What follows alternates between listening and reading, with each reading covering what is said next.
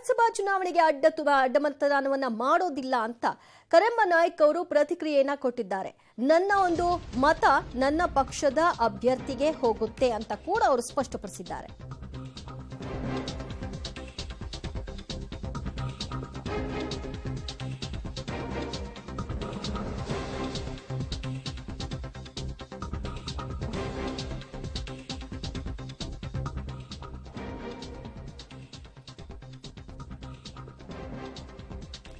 ವಿಧಾನಸಭೆ ಚುನಾವಣೆಗೆ ಅಡ್ಡ ಮತದಾನ ಮಾಡೋದಿಲ್ಲ ಹೀಗಂತ ದೇವದುರ್ಗದ ಜೆಡಿಎಸ್ ಶಾಸಕಿ ಕರೆಮ್ಮ ನಾಯ್ಕ್ ಅವರು ಸ್ಪಷ್ಟನೆಯನ್ನ ಕೊಟ್ಟಿದ್ದಾರೆ. ಸಿಎಂ ಮತ್ತು ಡಿಸಿಎಂ ಇಬ್ಬರು ಕೂಡ ಒಳ್ಳೆಯ ಕೆಲಸ ಮಾಡ್ತಾ ಇದ್ದಾರೆ. ಆದ್ರೆ ಪಕ್ಷದ ನಾಯಕರ ತೀರ್ಮಾನದಂತೆ ನಮ್ಮ ಪಕ್ಷದ ಅಭ್ಯರ್ಥಿಗೆ ನಾನು ಮತವನ್ನ ಹಾಕ್ತೀನಿ. ನಾನು ಯಾವುದೇ ಕಾರಣಕ್ಕೂ ಫೋನ್ ಅನ್ನ ಸ್ವಿಚ್ ಆಫ್ ಮಾಡ್ಕೊಂಡಿಲ್ಲ. ರಾಜ ವೆಂಕಟ ನಾಯಕ ದರ್ಶನಕ್ಕಾಗಿ ನಾನು ಇಲ್ಲಿಗೆ ಬಂದಿದ್ದೀನಿ.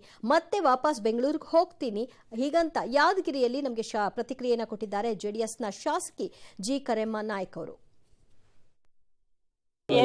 ಎಲ್ಲ ಸುಳ್ಳು. ನಾನು ಎಲ್ಲ ಜೆಡಿಎಸ್ ನಮ್ಮ ಕುಮಾರಣ್ಣವರು ನಮ್ಮ ಪಕ್ಷದ ನಾಯಕರ ಜೊತೆಲೇ ಇದ್ದೀವಿ. ಯಾವುದು ನಾನು ಸಂಪರ್ಕ ಸಿಗ್ತದೆ ಇಲ್ಲ ಅನ್ನೋದು ಎಲ್ಲ ಸುಳ್ಳು. ನಾನು ಇವತ್ತು ನಮ್ಮ ನಾಡಿನ ದೊರೆಗಳಿವರು ರಾಜ ವೆಂಕಟಪ್ಪ ನಾಯಕರು ಸಾಹೇಬ್ರ ನಿಧನ ನಿಜವಾಗ್ಲೂ ನಂಗೆ ತೀವ್ರ ನೋವು ತಂದದ.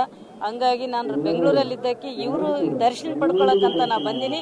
ಈಗ ನಾ ಬೆಂಗಳೂರು ಹೋಗ್ತೀನಿ. ಯಾವುದೇ ಕಾರಣಕ್ಕೂ ಅಡ್ಡ ಮತದಾನ ಮಾಡೋದಿಲ್ಲ. ಪಕ್ಷದ ತೀರ್ಮಾನ ಜೊತೆ ನಾನು ಇರ್ತೀನಿ. ಯಾವತ್ತಿದ್ರೆ ಎಲ್ಲ ಸುಳ್ಳು. ನಾನು ಎಲ್ಲ ಜೆಡಿಎಸ್ ನಮ್ಮ ಕುಮಾರಣ್ಣವರು ನಮ್ಮ ಪಕ್ಷದ ನಾಯಕರ ಜೊತೆಲೇ ಇದ್ದೀವಿ. ಯಾವುದು ನಾನು ಸಂಪರ್ಕ ಸಿಗ್ತದೆ ಇಲ್ಲ ಅನ್ನೋದು ಎಲ್ಲ ಸುಳ್ಳು. ನಾನು ಇವತ್ತು ನಮ್ಮ ನಾಡಿನ ದೊರೆಗಳಿವರು ಊಹಾಪೋಹಗಳೇನೆಲ್ಲ ಬರ್ತಾ ಇದೆ ಅದೆಲ್ಲವೂ ಕೂಡ ಶುದ್ಧ ಸುಳ್ಳು. ನಾನು ಮೊಬೈಲನ್ನು ಸ್ವಿಚ್ ಆಫ್ ಮಾಡ್ಕೊಂಡಿಲ್ಲ. ಜೊತೆಗೆ ನಾನು ಕುಮಾರಸ್ವಾಮಿ ಅವರ ಬಗ್ಗೆ ನನ್ನ ಒಂದು ಮತದ ಬಗ್ಗೆ ವಿಶ್ವಾಸವನ್ನು ಅವರಿಗೆ ಕೊಟ್ಟಿದ್ದೀನಿ.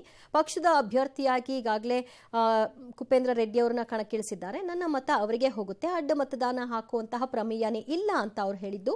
ಮತ್ತೆ ಈಗ ಬೆಂಗಳೂರಿಗೆ ವಾಪಸ್ ಹೋಗ್ತೀನಿ ಅಂತ ಕೂಡ ಸ್ಪಷ್ಟಪಡಿಸಿದ್ದಾರೆ.